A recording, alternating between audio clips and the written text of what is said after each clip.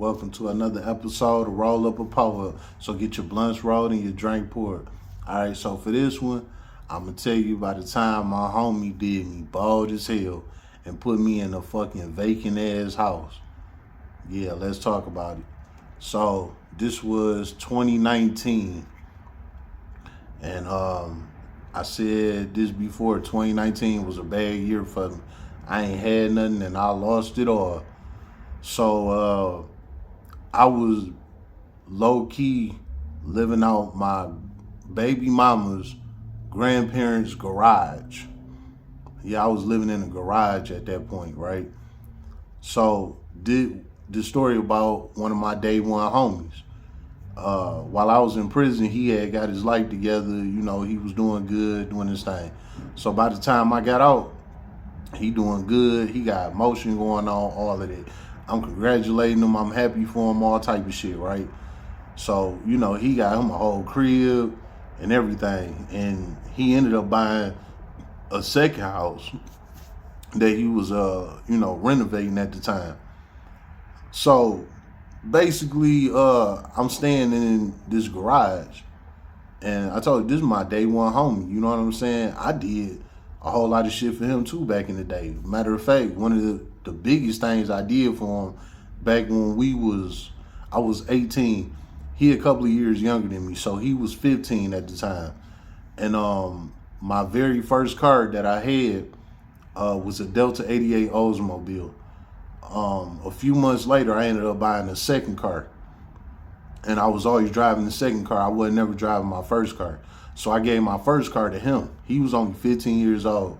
I never seen this nigga drive or nothing. But I told him, I was like, hey, you know, you my homie. We're going to put you in a ride. So I gave him my first car. Instead of letting it just sit there collect dust, I gave it to him. Learn how to drive. You know what I'm saying? Now, his daddy was in prison at the time. So basically, he didn't really have like no, male role model around him. He just had the homies. So me being one of the homies, I looked out for him and threw him my ride for him to learn how to drive and get around and get to his women and do his thing, make his money. You know what I'm saying? I put him on. So I gave him my first car, All right, cool. Now, fast forward to tape. Now here, I need him. And this was for sure 10 years later. You know what I'm saying? Now I need him. I'm staying out of a fucking garage. You know what I'm saying? And he up. He got him a whole crib to himself. He ain't had no kids, no nothing. He had the whole house to himself and had bought a second house that he was renovating. So he up and doing good. I'm staying in the garage. Bro, look out for me. Let me move in with you for a minute. I even told him, I'm like, look, I help you pay rent. You know what I'm saying? What you need on it? I just need to get out this garage, bro. I'm fucked up, This nigga spent me and played me like, oh man, I gotta talk to my girl, see how she feel about it. Cause he had him a older chick at the time.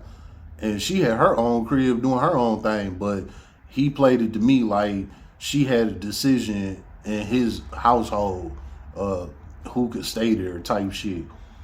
I'm like, nigga, fuck her. Nigga, I'm your mans. What is you talking about? He like, man, I got to talk to her, blah, blah, blah. I'm like, man, all right, whatever, dog. So this was literally probably like a month later.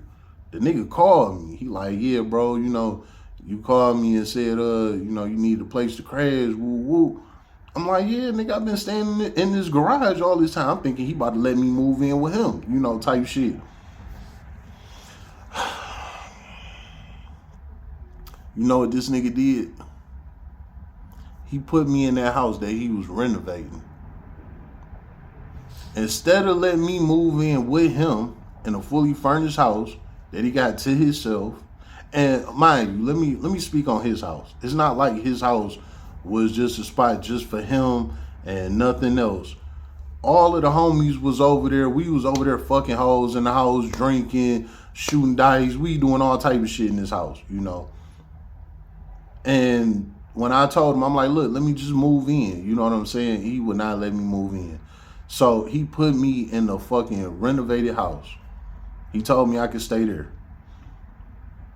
So I go over to this house And guess what? The whole house was gutted out. It was only one room. It was one room that ain't been touched. The whole house was gutted out. The floors was picked up. The walls was knocked down. The whole house was gutted out. Wasn't no toilets, no sinks, no shower, no running water, nothing. It was just electricity in that one room. So, me coming from the trenches, I had to make it happen. I had to get out that garage. So I went from the garage to a room. So I moved in, brought my bed and shit in there. Boom, I'm in this one room, right? Now, literally, if I had to piss shit, anything, I had to go to the backyard and do it. If I had to take a shower, I had to go over to somebody's house. You know, that's just how bad it was. I was thugging hard. And he was fine with it. He didn't give a fuck. He put me in this damn renovated house when this was my homie. And I did some real nigga shit for him back in the day. And this is how he repaid me. Again, what I said about your friends do not be your friends, man. So, I think I was there for like a month, and then he put me out that motherfucker. He like, man, you gotta go, bro. I gotta finish renovating this house and all of this shit. When he could have just moved me to the next room, because at this point, he basically had the house rebuilt. It was just the room that I was in. He was ready to come tear that room up and rebuild that room. He could have just moved me to the next room. The nigga said I had to leave the house. So I had to leave the house and figure it out from there. And that's when I turned around and robbed the Uber driver and went from there, you know, which I mentioned in my last story, you know. All coming from my homie that was supposed to be my homie that I actually looked out for back in the day. I took care of him. And when it was his time to spin a block on me, that nigga put me in a room. And when he put me out, I ended up putting two and two together. He low-key only had me there to be house security, to watch the house, make sure, you know, wasn't nobody gonna run up in there and steal the appliances and stuff that he was bringing into the house.